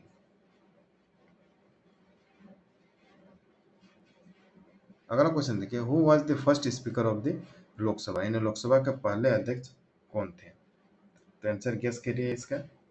जीबी मावलंकर, डॉक्टर राजेंद्र प्रसाद, सरदार पटेल या M.A. अयंगार। आंसर गेस करिए। तो इसका आंसर हो जाएगा ऑप्शन नंबर ए हमारे जीबी मावलंकर। अगला क्वेश्चन देखिए क्या कर रहा है हमारे यहाँ पे। Who is known as the father of the Indian constitution, यानी भारतीय संविधान के जनक किसे कहा जाता है? जवाहरलाल नेहरू, राजेंद्र प्रसाद, भीमराव अम्बेडकर या सरदार पटेल। तो आंसर गेस करिए इसका। तो इसका आंसर हो जाएगा ऑप्शन नंबर सी हमारा डॉक्टर भीमराव अम्बेडकर। अगला क्वेश्चन देखिए, who was the first railway minister of independent India, यानी स्वतंत्र भारत के पहले रेल मंत्री कौन थे? लाल बहादुर शास्त्री, सरदार पटेल, जॉन मथाई या डॉक्टर राजेंद्र प्रसाद। तो आंसर गेस करिए इसका। तो इसका आंसर होगा ऑप्शन नंबर सी हमारा जॉन मथाई। अगला क्वेश्चन देखिए, which is the longest written constitution in the world, यानी विश्व का सबसे लंबा लिखित संविधान कौन सा है? भारतीय संविधान, अमेरिका का, ब्रिटिश का या कनाडा का संविधान। तो आंसर गेस करिए इसका। तो इसका आंसर जो ऑप्शन नंबर ए हमारा इंडियन कॉन्स्टिट्यूशन, यानी भारतीय संविधान। अगला क्वेश्चन देखिए, how many articles and schedules were there in the original constitution, यानी मूल संविधान में कितने अनुच्छेद और अनुसूचियां थी? 395 articles, 8 schedules, 448, 12 schedules, 470 articles, 10 schedules या 400 articles, 11 schedules। तो आंसर गेस करिए इसका। तो इसका आंसर ऑप्शन ए हमारा 395 आर्टिकल्स और 8 शेड्यूल्स।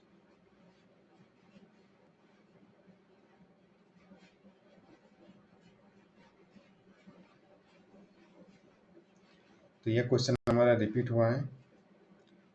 अगला क्वेश्चन देखिए क्या कह रहा है, ये भी क्वेश्चन हमारा रिपीट हुआ है। 2025 तक संविधान में कितने, तो ये भी रिपीट हो चुका है। तो कितने हैं, तो 470 प्लस आर्टिकल्स और हमारे यहाँ पे 12 शेड्यूल्स। उसके बाद 25 नंबर में हमारा रिपीट हो चुका है। इसका ऑप्शन नंबर बी हो जाएगा 2 साल 11 महीने 18 दिन। अगला देखिए, लोकसभा के पहले अध्यक्ष कौन थे? तो ये भी हमारा जो है रिपीट हो चुका है। तो इसका आंसर हो जाएगा ऑप्शन नंबर ए हमारा जीवी मावलंकर। अगला क्वेश्चन देखो, which part of the constitution deals with fundamental rights. तो फंडामेंटल संविधान का कौन सा भाग है जो मौलिक अधिकारों से संबंधित है, यानी फंडामेंटल राइट्स से संबंधित है? पार्ट 1, पार्ट 3, पार्ट 4 या पार्ट 2। आंसर गेस करिए इसका। तो इसका आंसर हो जाएगा हमारा ऑप्शन नंबर बी पार्ट 3। अगला क्वेश्चन देखा, which article defines the fundamental duties, यानी मौलिक कर्तव्यों को कौन सा अनुच्छेद परिभाषित करता है? आर्टिकल 51, 51A, 49 या 45। आंसर गेस करिए इसका। तो इसका आंसर हो जाएगा ऑप्शन नंबर बी हमारा आर्टिकल 51A। अगला क्वेश्चन देखिए, under which schedule are the official languages listed, यानी आधिकारिक भाषाओं की सूची किस अनुसूची में है? 5वीं, 9वीं, 8 या 2nd। आंसर गैस करिए इसका। तो इसका आंसर होगा ऑप्शन नंबर सी हमारा 8 शेड्यूल में है। अगला क्वेश्चन देखिए, which schedule deals with the allocation of seats in Rajya Sabha, Rajya Sabha में सीटों के आवंटन से संबंधित कौन सी अनुसूची है? 2nd, 4th, 3rd या 6th। आंसर गैस करिए इसका।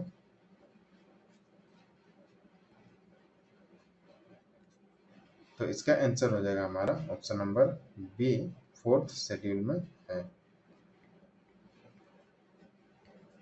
अगला क्वेश्चन देखिए, which article allows the president to issue ordinances, यानी राष्ट्रपति को अध्यादेश जारी करने की अनुमति कौन सा अनुच्छेद देता है? 356, 123, 360 या 352। आंसर गेस करिए इसका। तो इसका आंसर जो ऑप्शन नंबर हमारे यहाँ पे बी आर्टिकल 123 क्लियर है। अगला देखिए, which part of the constitution deals with the directive principle of state policy, यानी राज्य के नीति निर्देशक सिद्धांत किस भाग में है? यानी DPSP। आंसर गैस करिए। पार्ट 2, 5, 4 या 3। आंसर गैस करिए।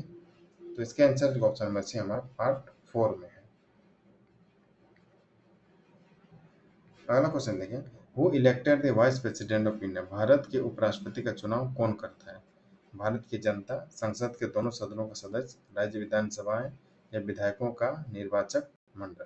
तो आंसर गैस करिए इसका।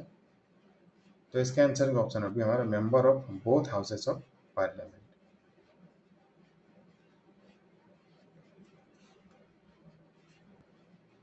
अगला क्वेश्चन देखिए, what is the term of the vice president, यानी उपराष्ट्रपति का कार्यकाल कितना होता है? 4 वर्ष, 5 वर्ष, 6 वर्ष या till the pleasure of president? Answer guess करिए इसका। तो इसका आंसर हो जाएगा ऑप्शन नंबर बी हमारा 5 वर्ष। अगला क्वेश्चन देखो, हु प्रेसाइड्स ओवर द राज्यसभा, यानी राज्यसभा की अध्यक्षता कौन करता है? भारत के राष्ट्रपति, प्रधानमंत्री, भारत के उपराष्ट्रपति और लोकसभा अध्यक्ष? तो आंसर गेस करिए इसका। तो इसका आंसर हो जाएगा ऑप्शन नंबर सी हमारा वाइस प्रेसिडेंट ऑफ इंडिया।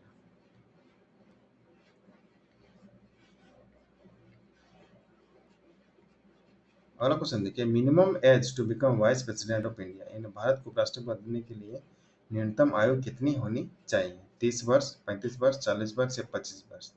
तो आंसर गेस करिए इसका। तो इसका आंसर जो ऑप्शन नंबर बी हमारा 35 ईयर्स। अगला क्वेश्चन देखिए, which article is related to constitutional amendments, यानी संविधान संशोधन से संबंधित अनुच्छेद कौन सा है? 368, 356, 352 या 123? तो आंसर गेस करिए इसका। तो इसके आंसर जो ऑप्शन नंबर ए है हमारा आर्टिकल 368। अगला क्वेश्चन देखिए, which schedule deals with disqualification on grounds of defection, यानी दर बदल के आधार पर अयोग्यता से संबंधित अनुसूची कौन सी है? 10वीं, 11वीं, 9वीं या 12वीं? आंसर गेस करिए इसका। तो इसके आंसर ऑप्शन नंबर ए हमारा 10th शेड्यूल। अगला क्वेश्चन देखिए, who administers the oath to the president of India, यानी भारत के राष्ट्रपति को शपथ कौन दिलाता है? प्रधानमंत्री, भारत के मुख्य न्यायाधीश, उपराष्ट्रपति और लोकसभा अध्यक्ष? तो आंसर गेस करिए इसका। तो इसके आंसर का ऑप्शन नंबर बी हमारा चीफ जस्टिस ऑफ इंडिया। अगला क्वेश्चन देखा, who is the constitutional head of India, Bharat का संवैधानिक प्रमुख कौन होता है? प्रधानमंत्री, भारत के राष्ट्रपति, मुख्य न्यायाधीश और लोकसभा अध्यक्ष? तो आंसर गेस करिए इसका। तो इसका आंसर जो ऑप्शन नंबर बी हमारा प्रेसिडेंट ऑफ इंडिया। अगला क्वेश्चन देखिए, how is the president of India elected, यानी भारत के राष्ट्रपति का चुनाव जो है कैसे होता है? प्रत्यक्ष जनमत से, in direct public vote, electoral college of MPs and MLAs, by Rajya Sabha only और बाय लोकसभा ओनली? तो आंसर गेस करिए इसका। तो इसका आंसर हो जाएगा ऑप्शन नंबर बी हमारा electoral college of MPs and MLAs, यानी संसदों और विधायकों के निर्वाचक मंडल द्वारा। अगला क्वेश्चन देखिए, what is the term of the president of India, यानी भारत के राष्ट्रपति का कार्यकाल कितना होता है? 4 वर्ष, 5 वर्ष, 6 वर्ष या संसद की इच्छा तक? तो आंसर गेस करिए। तो इसके आंसर जो ऑप्शन नंबर बी हमारा 5 वर्ष। अगला क्वेश्चन देखिए, what is the minimum age to become the president of India, यानी भारत का राष्ट्रपति बनने के लिए न्यूनतम आयु कितनी होनी चाहिए? 25 वर्ष, 35 वर्ष, 30 वर्ष या 40 वर्ष? तो आंसर गेस करिए इसका। तो इसके आंसर का ऑप्शन नंबर बी हमारा 35 वर्ष। अगला क्वेश्चन देखिए, where does the president of India reside, यानी भारत के राष्ट्रपति कहाँ निवास करते हैं? राष्ट्रपति भवन, संसद भवन, प्रधानमंत्री आवास या सुप्रीम कोर्ट? आंसर गेस करिए इसका। तो इसका आंसर ऑप्शन नंबर ए हमारा राष्ट्रपति भवन। अगला क्वेश्चन देखिए, who administers the oath of the president, यानी राष्ट्रपति को शपथ कौन दिलाता है? भारत के मुख्य न्यायाधीश, लोकसभा अध्यक्ष, प्रधानमंत्री या उपराष्ट्रपति? तो आंसर गेस करिए इसका। तो इसके आंसर हो जाएगा ऑप्शन नंबर ए हमारा चीफ जस्टिस ऑफ इंडिया।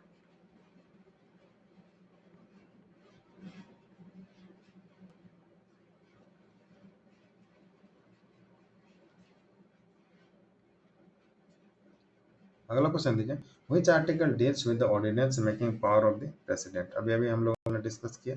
प्रधान राष्ट्रपति की अध्यादेश जारी करने की शक्ति किस अनुच्छेद में दी गई है? 352, 123, 360 या 356? तो आंसर गेस करिए। तो इसका आंसर अभी भी हम लोगों ने डिस्कस किया आर्टिकल 123। अगला क्वेश्चन देखिए, which article allows the declaration of national emergency, यानी राष्ट्रीय आपातकाल की घोषणा की अनुमति किस अनुच्छेद में दी गई है? 352, 56, 60 या 65? तो आंसर गेस करिए इसका। तो इसका आंसर जो ऑप्शन नंबर ए हमारा आर्टिकल 352।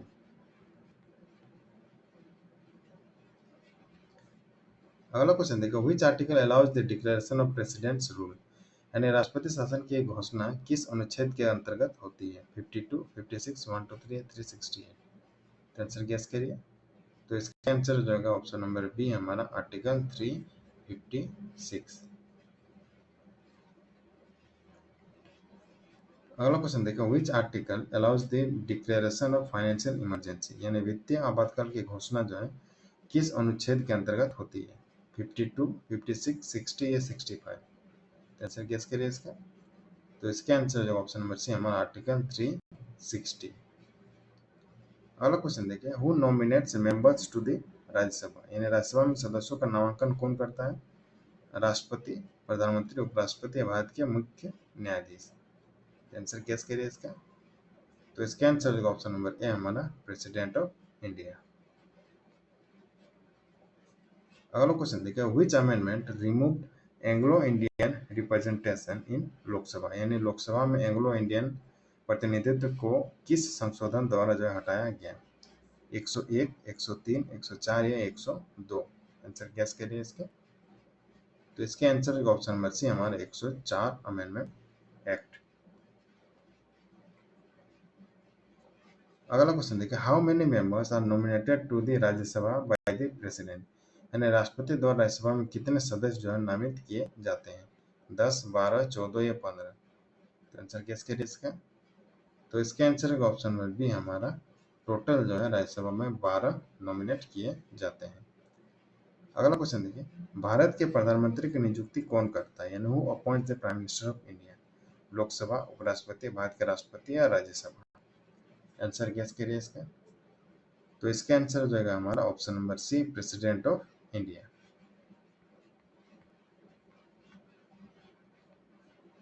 अगला क्वेश्चन देखिए, minimum age to become prime minister of India as Lok Sabha member, यानी भारत का प्रधानमंत्री बनने के लिए न्यूनतम आयु यदि लोकसभा सदस्य हो तो कितनी जो है होनी चाहिए? 25, 30, 35 या 40 वर्ष? आंसर गैस करिए इसका। तो इसका आंसर हो जाएगा ऑप्शन नंबर ए हमारा 25 वर्ष। अगला क्वेश्चन देखिए, minimum age to become prime minister of India as Rajya Sabha member, यानी भारत का प्रधानमंत्री बनने के लिए न्यूनतम आयु यदि राज्यसभा सदस्य हो तो कितनी होनी चाहिए? 25 वर्ष, 30 वर्ष, 35 वर्ष या 40 वर्ष? तो आंसर गैस करिए इसका। तो इसका आंसर जो ऑप्शन नंबर बी हमारा 30 वर्ष।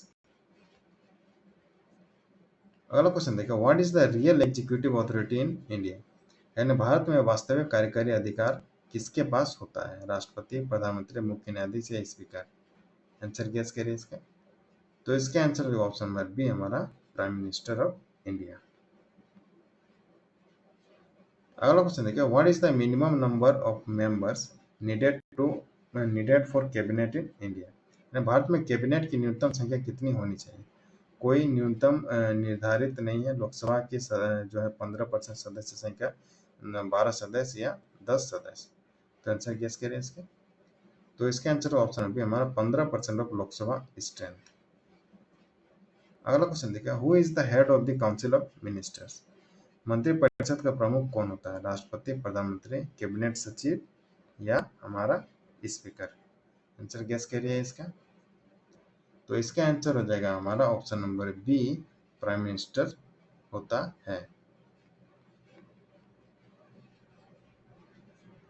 अगला क्वेश्चन देखिए, to whom does the prime minister submit his resignation, प्रधानमंत्री अपना इस्तीफा किसे देता है? लोकसभा अध्यक्ष, भारत के राष्ट्रपति, उपराष्ट्रपति या राज्यसभा अध्यक्ष? आंसर गेस करिए इसके। तो इसके आंसर जो ऑप्शन नंबर यहाँ पे हमारे बी प्रेसिडेंट ऑफ इंडिया। अगला क्वेश्चन देखिए, what is the tenure of the Lok Sabha, Lok Sabha का कार्यकाल कितना होता है? 4 वर्ष, 5 वर्ष, 6 वर्ष या कोई निश्चित अवधि नहीं? आंसर गेस करिए। तो इसके आंसर का ऑप्शन बी हमारा 5 वर्ष का होता है। अगला क्वेश्चन देखो, what is the upper age limit to be elected to Lok Sabha, Lok Sabha सदस्य चुने जाने के लिए जो अधिकतम आयु सीमा क्या है? कोई अधिकतम आयु सीमा नहीं है। 65 वर्ष, 70 वर्ष या 62 वर्ष? आंसर गेस करिए इसका। तो इसके आंसर हो जाएगा हमारा ऑप्शन नंबर ए, इसका जो है नो अपर एज लिमिट, यानी कोई जो है अधिकतम आयु सीमा नहीं है। अगला क्वेश्चन देखिए, which house is known as the lower house of parliament, यानी संसद का निचला सदन या निम्न सदन कौन सा होता है? लोकसभा, राज्यसभा, विधानसभा या विधान परिषद? तो आंसर गेस करिए इसका। तो इसके आंसर होगा ऑप्शन नंबर ए हमारा लोकसभा।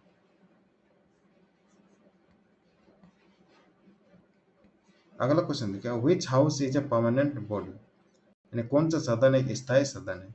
लोकसभा, राज्यसभा, विधानसभा या इनमें से कोई नहीं, यानी जिसको भंग नहीं किया जा सकता है? तो आंसर गेस करिए इसका। तो इसका आंसर जो ऑप्शन नंबर बी हमारा राज्यसभा। अगला क्वेश्चन देखो, what is the tenure of A Rajya Sabha member? यानी राज्यसभा सदस्य का कार्यकाल कितना होता है? 5 वर्ष, 6 वर्ष, 7 वर्ष या 4 वर्ष? आंसर गेस करिए इसका। तो इसका आंसर जो ऑप्शन नंबर यहाँ पे हमारे बी 6 वर्ष।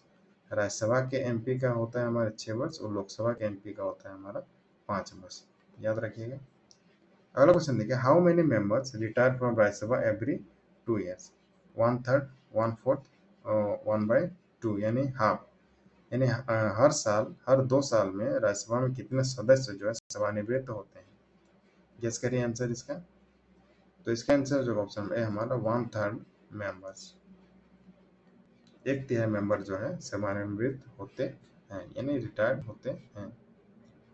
अगला क्वेश्चन देखिए क्या कर रहा है हमारा यहाँ पे, what is the minimum age to be a Rajya Sabha member? Rajya Sabha सदस्य बनने की न्यूनतम आयु क्या है?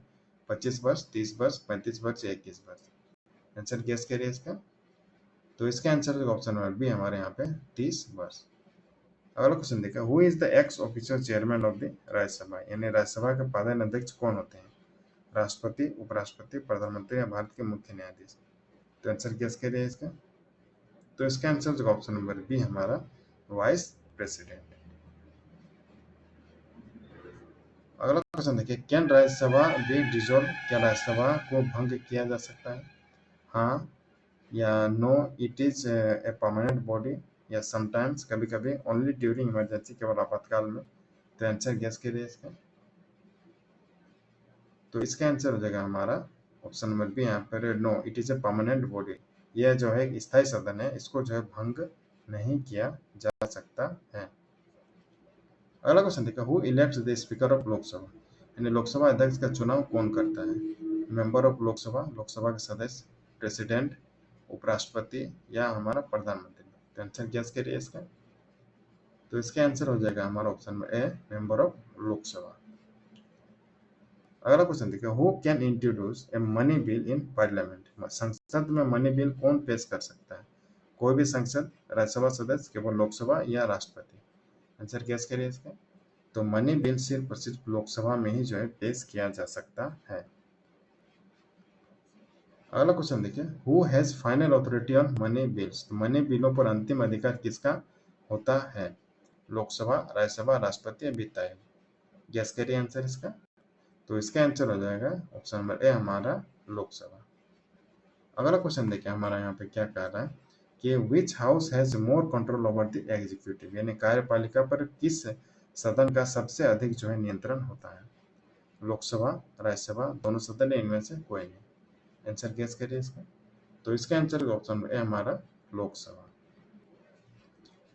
अगला क्वेश्चन देखो, which article mention the duties of the prime minister? प्रधानमंत्री के कर्तव्यों का उल्लेख किस अनुच्छेद में है? 72, 75, 78 या 80? आंसर गेस करिए इसका।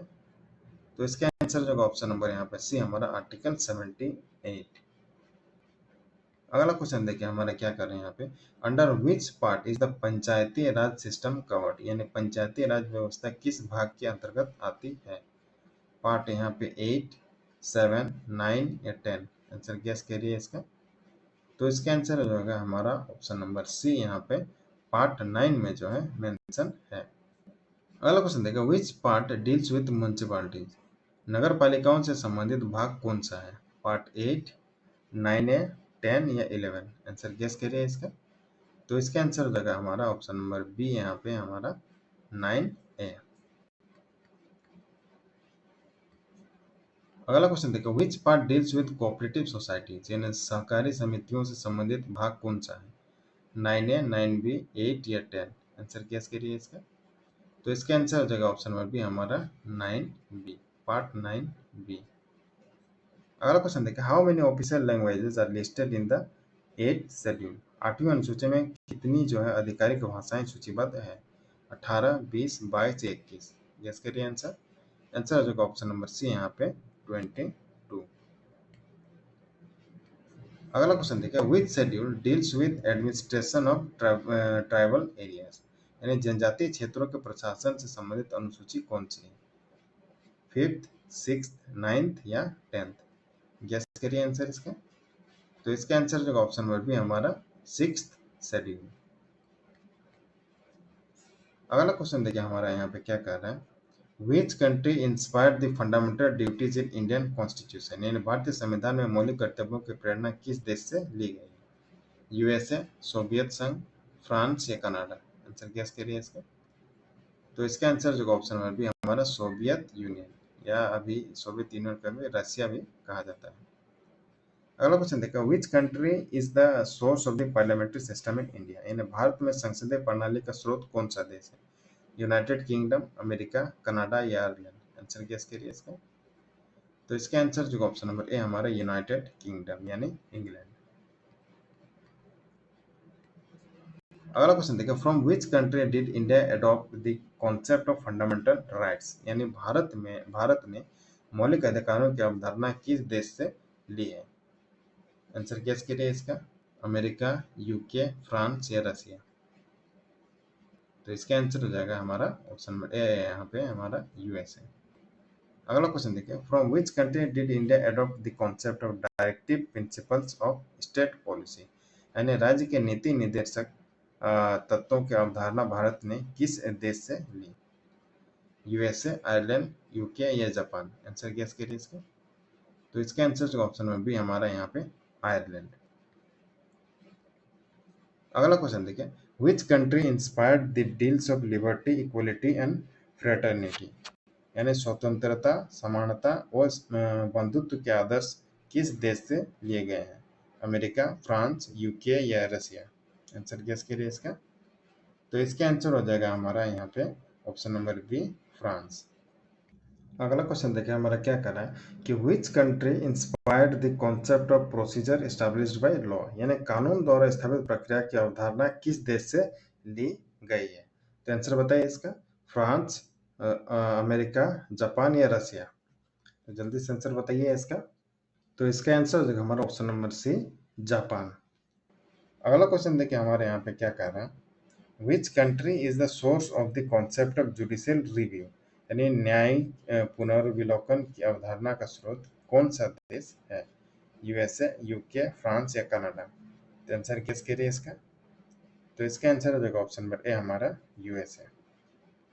अगला क्वेश्चन देखो, which articles deals with the finance commission, यानी वित्त आयोग से संबंधित अनुच्छेद कौन सा है? 270, 280, 300 ए या 312? आंसर गेस करिए इसका। तो इसका आंसर जो ऑप्शन नंबर बी हमारे यहाँ पे आर्टिकल 280। अगला क्वेश्चन देखिए, which part of the constitution deals with emergency provisions, यानी भारत का कौन सा भाग है जो आपातकालीन प्रावधानों से संबंधित है?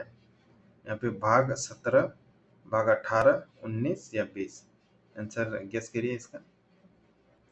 तो इसका आंसर जो ऑप्शन नंबर यहाँ पे हमारे बी, पार्ट जो है यानी भाग हमारा 18 यानी पार्ट 18।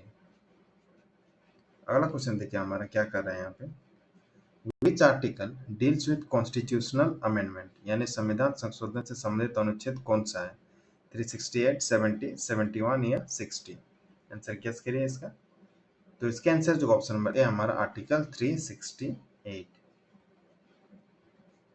अगला क्वेश्चन देखिए, which schedule protects land reform laws from judicial review, यानी कौन सी अनुसूची जो है भूमि सुधार कानूनों को न्यायिक समीक्षा से बचाती है? 9th, 8th, 10th या 5th शेड्यूल? आंसर गेस करिए इसका। तो इसके आंसर का ऑप्शन नंबर ए हमारा 9th शेड्यूल। अगला क्वेश्चन देखिए, which article defines Indian citizenship, यानी भारतीय नागरिकता को कौन सा अनुच्छेद जो है परिभाषित करता है? 5 से 11, 1 से 4, 12 से 35 या 368? आंसर गेस करिए इसका। तो इसके आंसर का ऑप्शन नंबर ए हमारा आर्टिकल 5 to 11। अगला क्वेश्चन देखिए हमारा यहाँ पे क्या कह रहा है कि which article empowers the parliament to make laws on state subjects, यानी संसद को राज्य सूची के विषयों पर कानून बनाने की शक्ति कौन सा अनुच्छेद जो है देता है? 49, 56, 280 या 275? आंसर गेस करिए इसका।